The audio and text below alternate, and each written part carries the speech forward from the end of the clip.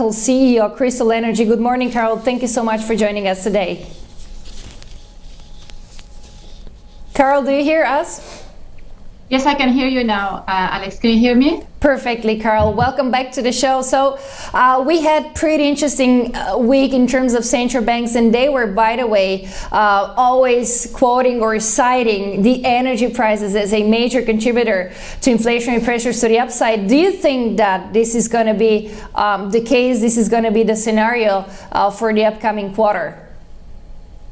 Well, look, I mean, inflation for months and months, many economists have been warning of the dangers of more structural inflation, because with all the support that governments and central bank did to overcome the pandemic and its consequences, its dire economic consequences, it was pretty certain that we were going to see a high pressure on prices. However, only until recently, major central banks, let's say in the US, the Federal Reserves, in Europe with the ECB, in the UK with the Bank of England, they kept on talking about transitory inflation. I wasn't sure what that meant, but it actually meant that we're going to see a temporary rise in prices and that it was going to ease its way at least as of early next year. However, with the latest announcements from the US Federal Reserve, we can see that they ditched their, at least publicly, their concept of transitory inflation, and they acknowledged that higher prices were not going to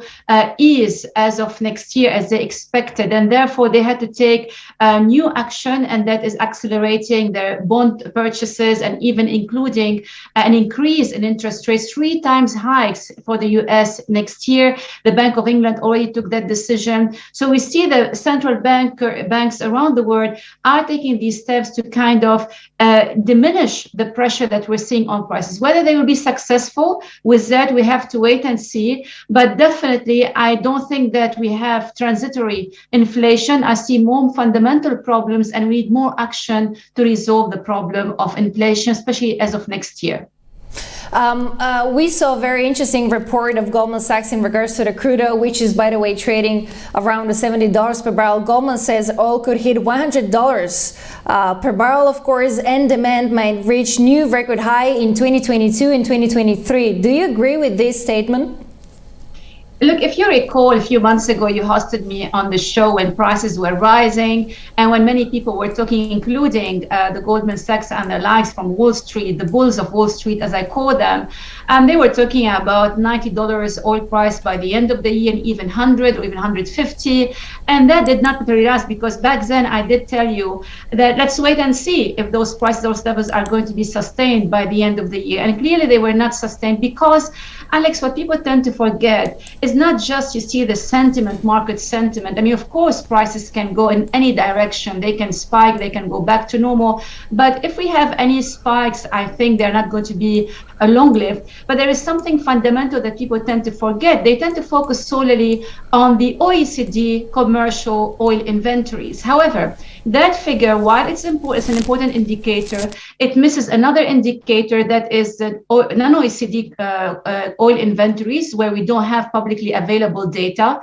And the other very important aspect, OPEC plus spare capacity, or OPEC spare capacity, massive spare capacity that is still in the market. And therefore, for me as an economist who studied oil industry for more than 2 decades, I found it really hard to see how we'd have these kind of price levels when we have such a safety cushion on which OPEC rests. Now, again, you know, prices can spike when nobody knows, but I fear the bulls of Wall Street were proven once again wrong for this year. Maybe they will be proven right next year, but even if they are proven right, I doubt the high price level that we used to experience pre-share revolution, pre-climate change policies are going to be long-lasting.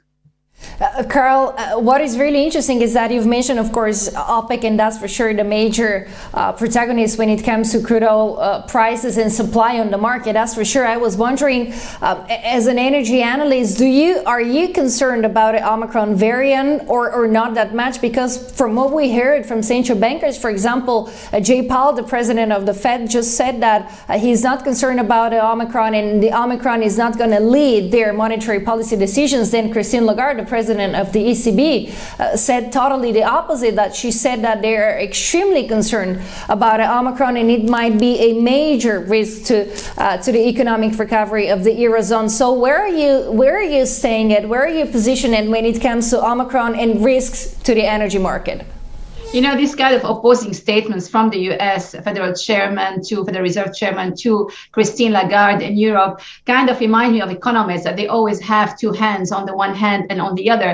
But the truth here is that really nobody knows what Omicron will lead to. For me, if I were to judge it not really based on scientific facts, I will let the scientist community tell me what to do. I would look at it more in terms of government responses, policy responses, restrictions on travels. And here in Europe, we see that they are taking more aggressive measures to kind of tame the spread of the variant across the region.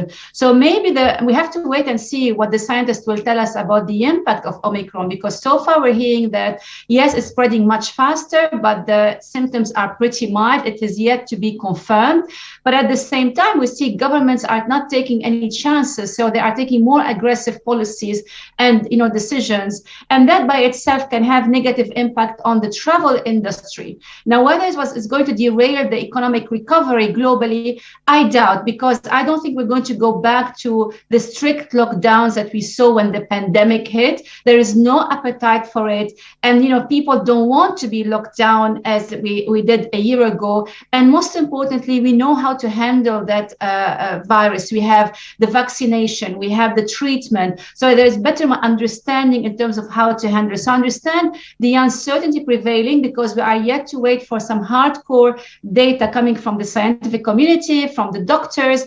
But so far, I tend to see it not really as a threat to the global economic recovery, but maybe a temporary hiccup that will soon recover from it. This is pretty important what you said. So my final take and final question, of course, for you is what are the major risks for the energy market in the upcoming quarter? Because we're at the end of 2021, of course, and so far so good.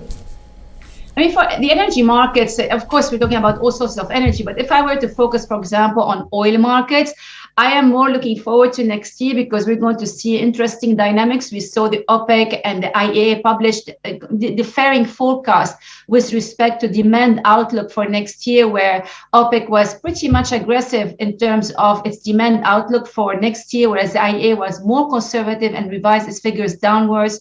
But there's also the other important factor, that is the supply side.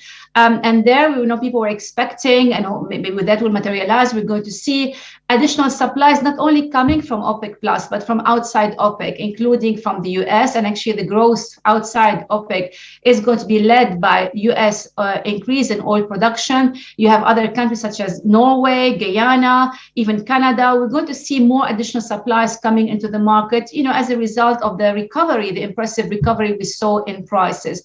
So there will be interesting dynamics. On the gas market, again, we're seeing something interesting here in Europe, but with gas, it's more seasonal than we see with oil markets. It all depends on how mild or how harsh winter is going to be. So that's another area of uncertainty to watch for the first quarter of next year. Carole Nakhle, CEO of Crystol Energy, thank you so much for joining us. And of course, have a great weekend ahead.